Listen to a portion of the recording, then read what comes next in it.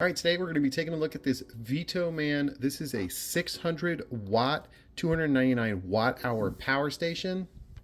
We're going to get a user's manual. We got some friendly tips. We've got some cool stickers for the kids. Right off the bat, I can tell it's a fairly large power station, and I'm very curious. There's a jumper cable attachment here. That is going to be really cool in an emergency scenario. Let's see if it has any charge and if we can get it going. Look at that. We came with 81% capacity. Light is working. It looks like it uses only 2 watts. So the cables include a power supply to charge the station. We have a 12 volt DC plug as well, which looks like means you can charge this thing from your car. Comes with a USB-C cable so that we can charge our phones or other electronic devices. Charging this device actually only uses 1 watt of electricity, so I could do that a long time. Let's see what happens when we plug in an electric kettle into this thing and see if it will even try to run it.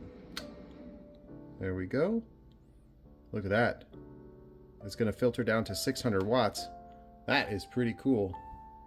So you can see at 80% capacity, we can boil water for a little less than half hour at 0.3 hours. We're already starting to boil water over here. Something else I like to test is to see whether the power station has pass-through charging, which means what happens when I plug in the charger while it's going. And look at that. We're blinking as if we're increasing in the charge level, which is nice that you can charge it and use it at the same time. The power supply actually provides 90 watts of power, so even though we're charging it, we're using so much power to boil this water, it'll still deplete the battery eventually. I like that we're getting more than the rated wattage capacity out of it. It's only rated for 600, and we're getting 634 out. All right, I'm not sure if you can hear that, but we definitely brought our water to a boil. Whew, steamy. With a 90 watt charger, it'll charge a 300 watt power station in about 3 hours or so. You can see it's going to take about 1.5 hours to get it from 63 to full. And it's got a beautiful handle to carry it. The light also had 3 different brightness modes. It's really, really bright. And you also have a strobe and an SOS.